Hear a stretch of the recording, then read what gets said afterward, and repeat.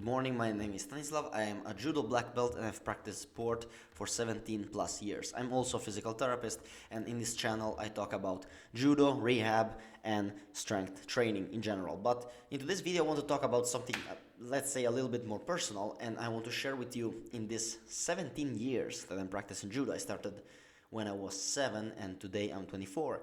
And with some ups and lows, I've been pretty consistent with this martial art. And I would have done things very differently with the knowledge that I have right now. So this video is for you if you're a younger judoka, if you're a novel practitioner, if you just started doing judo. I want to share with you 4 mistakes that I've made and I would do differently if I could go back in time. The first mistake that I made and I want you to avoid is to not changing technique so often. When you're finding a technique, let's say my main throw is Morata Seinagi. When you find out a technique that you like a lot and you start doing uchikomis, you start to practice that in randori, you start drilling it, don't be that lazy to accept, oh, I was able to throw my partner in randori once, so I understood the technique. Don't be that lazy, okay? Don't be that lazy. To become a good judokas, there are world champions and Olympic champions that knows how to perform maybe 2 to 3 techniques, 4 maximum. Alright, if you look at, let's say, Ono or Maruyama, they know how to do Uchimata, Osotogari, and Yoko Tomoe-nage. This is what Olympic champion does. They are able to perform 2 to 3 throws maximum, but they're able to perform them in every different situation. They're able to perform, they throw with different grips, in all of different directions. Again, different opponents. Try to focus not so much on learning as much technique as you possibly can, because this will make you the best judoka possible, okay? Try to learn how to apply your main throws in all the situation that you possibly can. And if you find yourself in a situation where you are not able to apply a throw, and maybe you have the opportunity to throw your partner with something else, then you add it to your belt. But not add throws for the sake of adding variety to your judo, because you don't really need variety. You need to learn how to apply your main throws in as much context as you possibly can and resolve as much problems as you facing in randori. So don't switch techniques too often. Try not to go wide with your knowledge, but go deep with your knowledge. Go and research as much ways as you can perform the same technique in different situations. The second thing that I would say to my younger self is to focus more on learning how to grip fight.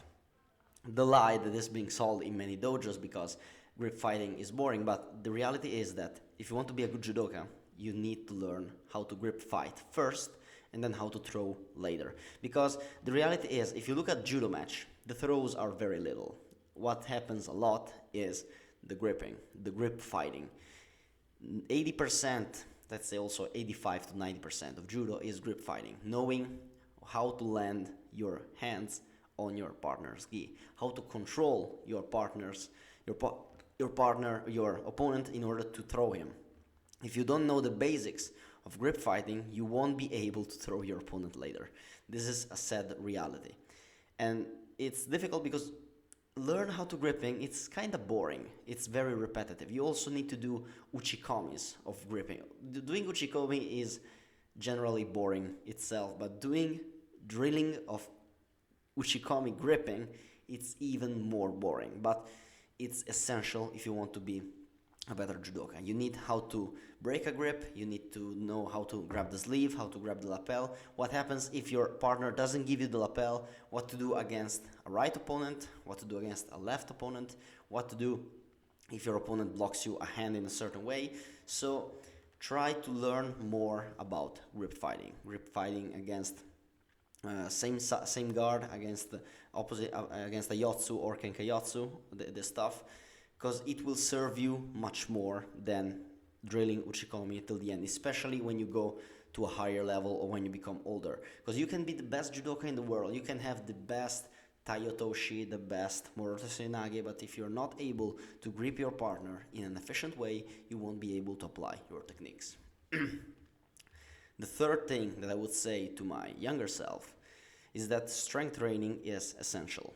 When I was 15, I started to going to the gym with one of my partners from judo, and we had a very bad program, very awful program, and we started to do some lifting on the side of judo. I've done that for like 3 months, then I quit it because I get bored from it. Then I picked it up later and I saw the results. Because when I started to go at juniores or seniors, which is under 21 weight category or under 35, being just technical, knowing how to perform your throws is not enough. You need to have a decent level of strength and decent level of conditioning. Otherwise, you won't be able to compete against the guys that are actually doing the work. Because yes, technique matters, but if you don't have the strength to pull your opponent or if you don't have the conditioning to sustain a 4-minute randori against your opponent, you won't be able to really do anything. Okay, so you need to have a good strength and conditioning program, which, by the way, I can help you build for you. So if you need some help with your strength and conditioning, you can just write me an email, drop me a comment, or book a one-on-one call with me when we will find out a good program that will fit your schedule and your goals. But strength training is essential for increasing your performance and also to reducing your risk of injury, because injuries is the thing that will for sure not make you better. So make your strength training a serious part of your training routine. The fourth and last thing that I will say to my younger self is, you won't get better if you stay in your dojo. You won't get better if you don't challenge yourself against harder opponents. And I get it that it could be uncomfortable to leave your own dojo to go training against other training partners, but this is essential in order to prepare yourself for competition. And I get that it's uncomfortable to step into another dojo. It's uncomfortable going against people who are more skilled than you, who are stronger than you.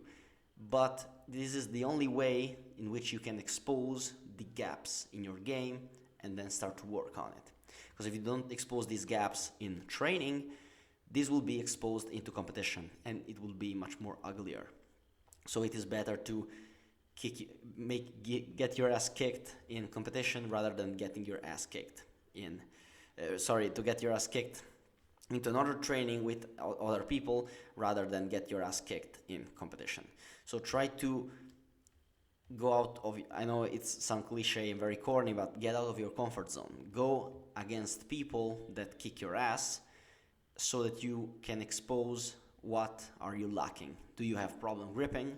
Do you have a problem throwing? Do you gas out after some minutes?